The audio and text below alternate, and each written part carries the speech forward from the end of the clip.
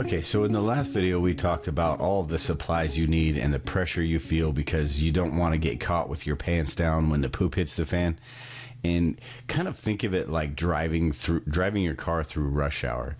If you're on the highway and it's bumper to bumper traffic and you have like 10 minutes to get to work, you start to feel like really stressed out and anxious, and you kind of white knuckle grip your steering wheel. And the worst thing you can do in this situation is to pull off on the shoulder and pass people, or go through the middle of traffic, or constantly switch lanes just to get a few feet ahead of where you were. I personally can't stand people like this, because not only are they risking an accident and putting themselves further behind schedule and everybody else further behind schedule, they're putting me personally at risk and putting me behind schedule. And the same thing goes for prepping. We all have goals set and we all want to get to work on time. But if we're handcuffed by our budget and income, like most of us are, like I am, we need to relax and understand that we can only do what we can do at that point, and to come to the realization that if we try to drive between the two lanes, or we're switching in between traffic, we might not get there at all at that point. We'll talk about a few ways to earn some extra money for your preps, and some things that you can do that cost nothing or close to nothing in a little bit. But right now, let's talk about managing the money that you already have and stretching it as far as you can. So we'll go into where is your money going. Everybody has a general idea about where their money goes. We have rent, we have utilities, car payments, credit cards, insurance, gas for our cars, and everything like that. But do you take into account that $5 a day you spend on coffee or donuts or anything like that?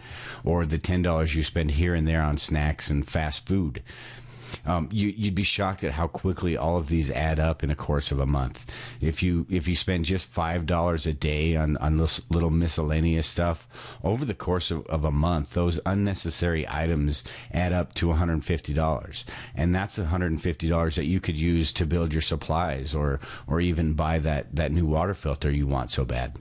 So what I did was I created this Excel budget planner for me to get a better idea of what's coming in and what's going out, and then what I have left over, if anything, at the end of it all. And the reason I created this budget planner, and I want to offer it to you, is that because it works for me, and it might work for you too. I don't like putting all my financial information all over the internet, and all of these other budgeting programs that I've used weren't precise enough for someone like me that's on a limited budget. I don't own stocks or bonds or anything like that. And like I said, with all these companies and the NSA gathering our personal information, I don't want some computer program knowing how much I owe on a credit card, or they need me to link this account to this account so they can get the right numbers and all that. I just don't feel comfortable doing that. So I created my own. But just like any budget, this worksheet is only going to help you if you take the time to update it every once in a while, once a week or so. And if you take some time to plan out the entire year, after that, it takes less than an hour to update and all the changes that you need to do throughout that course of the year. Like I said, in the beginning, it takes quite a bit of time just to plan that out, get a general plan, and then kind of amend that plan as you go on week by week, and see where you have money coming in and see where you have money going out, and see how much money you need to save this week to get to next week, so you're not, in the hole coming next week. And it gives you an idea of exactly where your money is and where it's being used, and how you can kind of save some, or how you need to look for a little bit more at sometimes. Now, when you start to make a budget, it doesn't mean that you need to dissect every penny that you spend on a daily basis, because that would take forever, and it's just not worth it. But what I do is I add up all my bills and find out what I'm paying out each month, and then I subtract the money that is coming in that month, and then I hope that there's a little bit extra at the end. I hope there's a little bit of a piece of the pie left over for me, and then I can decide at that point, do I save this money? Is there something that I need at that point? So sit down with your family and decide how much you really need for those extras. And by really need, I mean, don't think too optimistically about this, because you're just kind of setting yourself up to fail, but don't overdo it either. And pick a number that's good and that you're comfortable with, and stick to it. And your budget's going to dictate this too as well. If you only have $100 left over, then that's what you're going to have to, use for those extras, or try to maybe use $50. Like the saying goes, watch your pennies and the dollars take care of themselves. And what this basically means is, if you pay attention to everything that's going out and then ask yourself, do I really need this right now, or do I just want it? You'd be surprised at how just saving a few bucks here and there, or a quarter or 50 cents, will add up over the course of time. So there are some ways to earn some extra cash. You could buy clothing at thrift stores or Goodwills. That would save you some cash. It might not be too popular with your teenage children, but what they don't know won't hurt them, right? What I do is I just kind of hang a shirt up or clothes up in my daughter or son's closet, and they'll kind of come home and they'll say, hey, where'd this come from? And, they'll put it on and not give it a second thought, and they love it. And another way you can do this is reduce spending on bills like cable and all of these kind of unnecessary ones. Downgrade your package or just get rid of it completely. You can buy like 2 movies a month at half the price of cable, and eventually you're going to have a pretty big library. If you spend $75 a month on cable, you could go out and buy 4 or 5 movies that month. It's the same cost. And another thing you can do is sell any unwanted or unneeded items around the house. Have a garage sale or sell some unwanted junk on eBay. eBay's wonderful for getting rid of stuff that you think is worthless. Other people don't think it's worthless, and you can get rid of it. And even if you only make $5 or 10 bucks here and there, that money still adds up too. And like I said, you'd be surprised at what people want, what you think is junk, and what they want. And you can also buy used clothes and stuff like that on eBay as well. And another way to do this is buy generic or on sale. Focus on buying mostly sale items at grocery stores and generic brands, or even buying in bulk at places like Costco or any of the bulk warehouses. And then make a list of unnecessary expenses.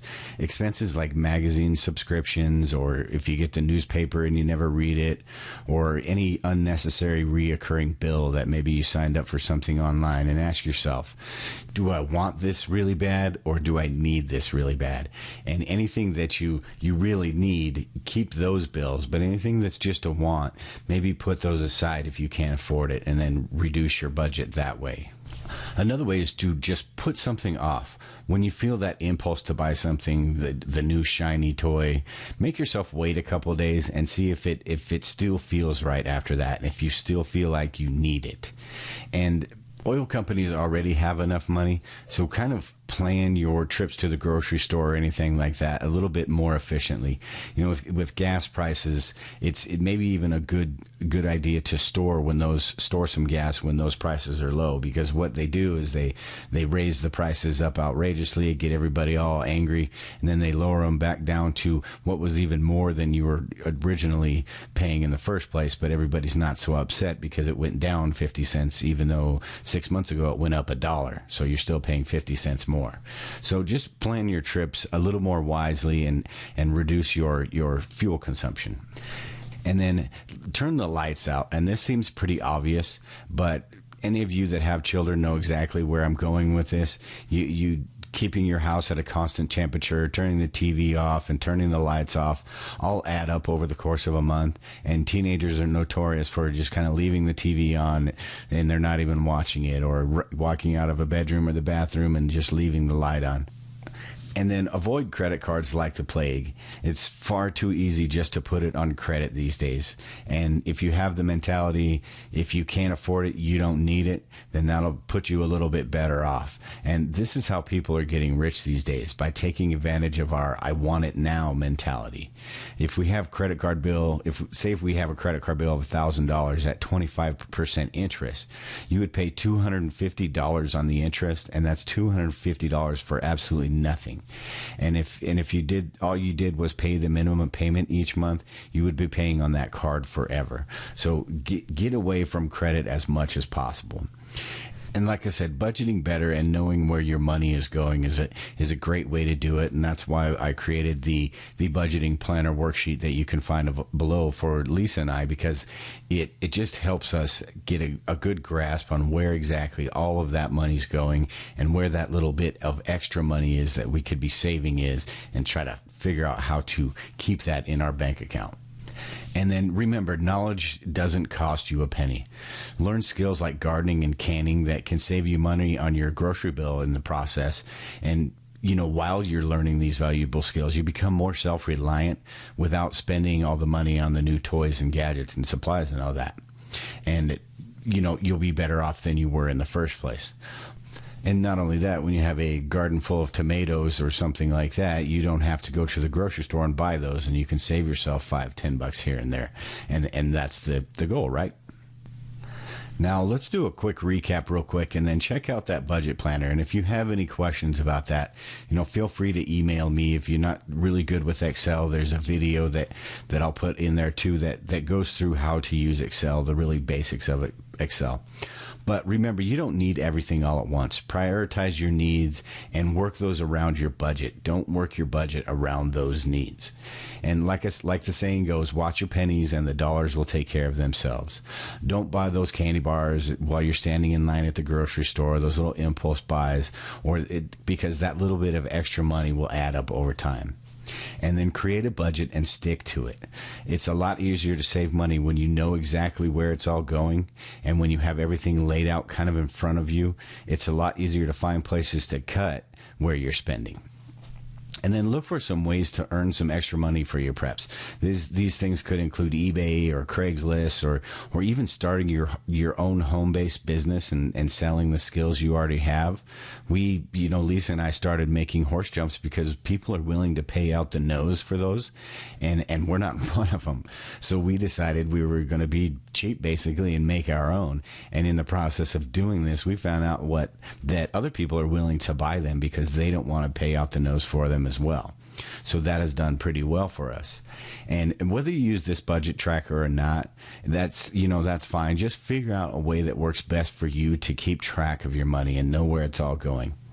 And as you do this, you'll get a better idea of, like I said, how much money that you have and how much money that you need, and how much you need to tighten your belt up a little bit, or maybe even how much you have to save in the future. So keep all of these in mind when you're tracking your budget. And I almost guarantee if you figure out where your money's going, you can save yourself $150 a month and put that towards your prepping supplies.